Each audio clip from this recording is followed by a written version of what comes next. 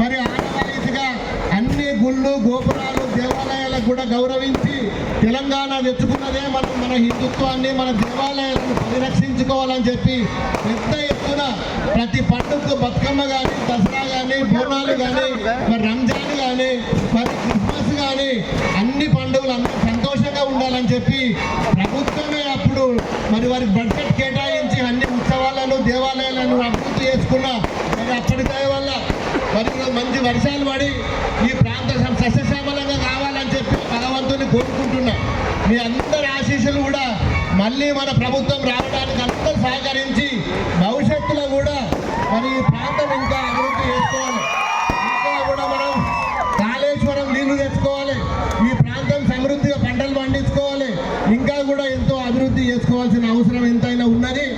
ఏది ఏమైనా ఇంత పెద్ద ఎత్తున ఈ ఉత్సవంలో పాల్గొనడం అంటే ఆశామాషి కాదు. ప్రతి సంవత్సరం కూడా ఇదే విధంగా మరి జరుపుకోవాలని చెప్పి మీ ఆశీస్సులు కూడా మరి ఇక్కడ ఉన్న వాళ్ళందరి మీద ఉండాలని చెప్పి భగవంతుని ఆశీస్సులు కూడా అమ్మవారి ఆశీస్సులు కూడా మన చేగుంట పట్టణం చేగుంట మరి దుబ్బాక నియోజకవర్గం మీద అమ్మవారి కూడా మరి ఆశీస్సులు ఉండాలని చెప్పి భగవంతుని కోరుకుంటూ మరి ఇంత పెద్దగా నిర్వహిస్తున్న ప్రతి ఒక్కరికి కూడా మరి డోలు డప్పులు ప్రతి కళాకారులకు అందరికీ నిన్నటి నుంచి 3 రోజుల నుంచి కష్టపడుతున్నారు. మరి మా డిసిరాజు కూడా పాపం పోయినసారి వర్షం పడ్డదన్నా ఈసారి కూడా వర్షం పడుతుందేమో అని చెప్పి భయం అవుతుంది అన్నాడు. వరుణదేవుడు కూడా కరుణించి మరి మనందరికీ కూడా ఆశీస్సులు ఇచ్చినారు. మరి ఖచ్చితంగా మరి మంచి భవిష్యత్తులో కూడా మరి మంచి వర్షాలు పడాలని చెప్పి అమ్మవారిని నేను మనసారా కోరుకుంటూ మరి ఇప్పుడు పెద్దలు మన గౌరవనీయులు మాజీ మంత్రివర్యులు మరి మన మెదక్ జిల్లాలో మరి ఎక్కడ ఏ ఆపద వచ్చినా సంపద వచ్చినా మరి నేను ఉంటా అని చెప్పి ప్రతి ఒక్కరికి కూడా ఈ పేదోళ్ళకు ఎవరింట్లో ఏ ఆపద ఉన్నా కానీ మనం ముందు ఉండి 10 సంవత్సరాల నుంచి కూడా బ్రహ్మాండంగా ఈ ప్రాంతాన్ని అభివృద్ధి చేసిన పెద్దలు గౌరవనీయులు మాట్లాడవలసిందిగా.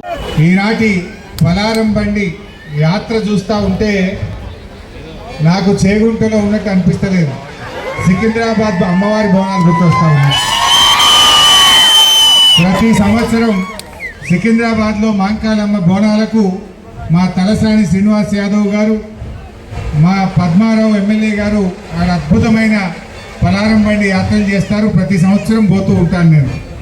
కానీ ఇలా మా చేగుంటలో చూస్తూ ఉంటే సికింద్రాబాద్ మాంకాళి అమ్మవారి బోనాలను తలపించే విధంగా అద్భుతంగా నిర్వహించిన రాజును మా టీంను మొత్తం కూడా మనస్ఫూర్తిగా అభినందిస్తూ ఉన్నాం. అదేందో ఏమో కానీ చేగుంట బోనాలంటే వాన బరాబర్ పడుతుంది. పోయిన సంవత్సరం కూడా నేను ఇక్కడికి వచ్చిన మా రాజు మా ప్రభాకర్ అన్న పిలిస్తే పెద్ద వర్షంలోనే వచ్చినాం. ఈసారి చూస్తే ఈసారి కూడా బ్రహ్మాండమైన వర్షం పడ్డది. వాస్తవానికి వారం రోజుల నుంచి వాన లేక రైతులందరూ ఎప్పుడు వానలు పడతాయా పంటలు ఉంటాయా అని ఎదురు చూసింది కళ్ళలో వత్తులేసుకొని. కానీ అమ్మవారి దయ ఉన్నట్టుంది. అందుకే ఇవాళ ఉమ్మడి మెదక్ జిల్లా మొత్తం బ్రహ్మాండమైనటువంటి వర్షాలు పడి రైతులందరికీ ఎంతో మేలు జరిగింది.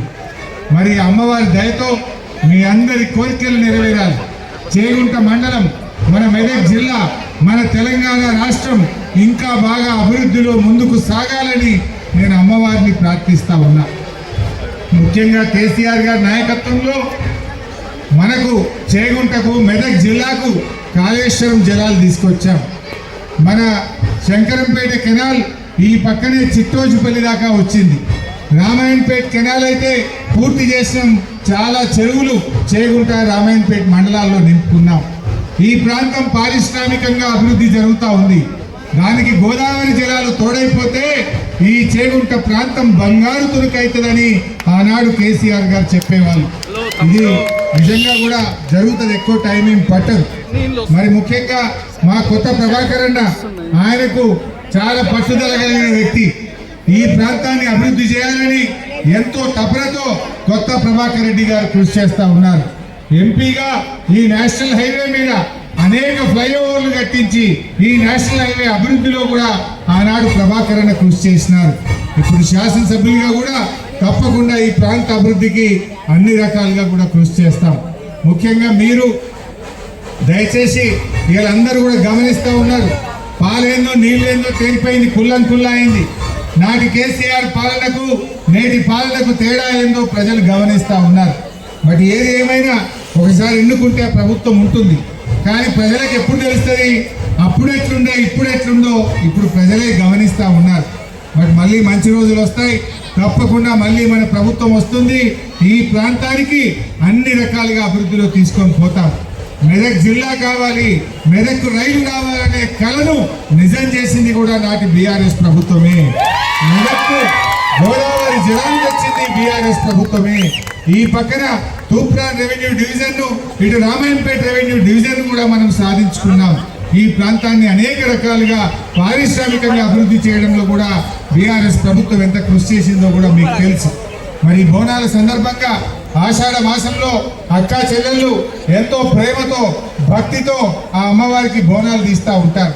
ఆ అమ్మవారు మీ అందరి కలల్ని, మీ కోరికలను, మీ పిల్లల భవిష్యత్తును, మీ భవిష్యత్తును, మీ ఆకాంక్షలన్నీ నిజం చేసే విధంగా మాంకాళి అమ్మవారు మీ అందరినీ నిండుగా దీవించాలని అమ్మవారిని మనసారా ప్రార్థిస్తూ మమ్మల్ని ఈ కార్యక్రమానికి పిలిచిన రాజు బృందానికి, ప్రభాకర్ అన్నకు హృదయపూర్వకంగా ధన్యవాదాలు తెలియజేస్తూ అందరికీ నమస్కారం.